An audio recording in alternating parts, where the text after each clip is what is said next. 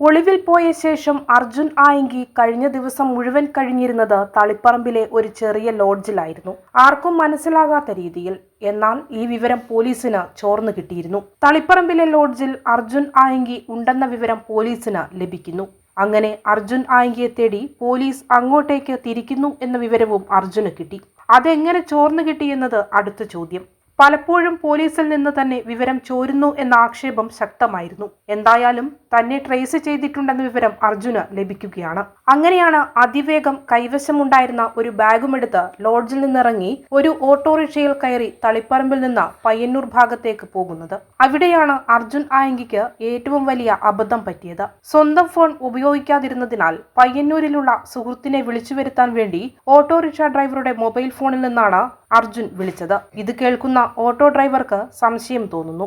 അതുമാത്രമല്ല, സോഷ്യൽ മീഡിയയിലൊക്കെ വളരെ സജീവമായതിനാൽ അർജുൻ ആയങ്കിയെ ആളുകൾക്ക് മുഖം കണ്ടാൽ അറിയാം. അങ്ങനെ ആ ഓട്ടോ ഡ്രൈവർ തിരിച്ചറിയുകയാണ് തന്റെ വണ്ടിയിലിരിക്കുന്നത് പോലീസ് അന്വേഷിക്കുന്ന അർജുൻ ആയങ്കിയാണെന്ന്.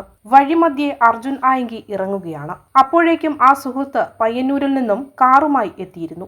ഈ കാറിൽ കയറി അർജുൻ പോയി. ഈ സമയത്താണ് ഓട്ടോറിക്ഷ ഡ്രൈവർ കണ്ണൂർ പോലീസിനെ വിവരമറിയിക്കുന്നത്. അങ്ങനെ പോലീസ് എത്തി ആ CCTV ദൃശ്യങ്ങൾ പരിശോധിച്ച് ആ കാർ പോയ വഴിയെ പോലീസ് സംഘം സഞ്ചരിച്ചു.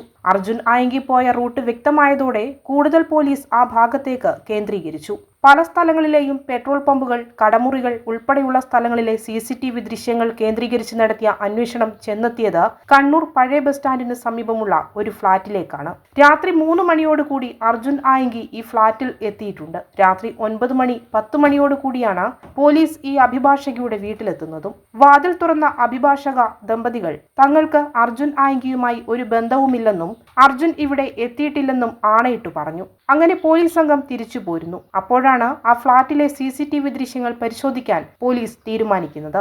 കെയർടേക്കറിനെ വിളിച്ചു വരുത്തി ദൃശ്യങ്ങൾ പരിശോധിച്ചപ്പോൾ 3:30 ഒരു ബാഗുമായി അർജുൻ ആയങ്കി പോകുന്ന ദൃശ്യങ്ങൾ ആ CCTV ക്യാമറയിൽ പതിഞ്ഞത് വ്യക്തമായി. വീണ്ടും ഈ അപ്പാർട്ട്മെന്റിലേക്ക് പോലീസ് സംഘം എത്തുകയാണ്. ഈ രണ്ടാം ഘട്ടം പോലീസ് വാതിലിൽ മുട്ടുമ്പോൾ തുറന്ന് മുന്നിലേക്ക് വരുന്നത് അർജുൻ ആയങ്കി തന്നെയായിരുന്നു. രക്ഷപ്പെടാനുള്ള ഒരു നേരിയ ശ്രമമൊക്കെ നടത്തി. എന്നാൽ അതിന് പറ്റുന്ന സാഹചര്യമായിരുന്നില്ല. വലിയ പോലീസ് സംഘം ആ അപ്പാർട്ട്മെന്റ് വളഞ്ഞിരുന്നു. അങ്ങനെ രാത്രി 1 മണിയോടുകൂടി അർജുൻ ആയങ്കിയെ കസ്റ്റഡിയിലെടുത്ത് ടൗൺ സ്റ്റേഷനിലേക്ക് കൊണ്ടുവരികയായിരുന്നു. ഏഷ്യാനെറ്റ് ന്യൂസ്.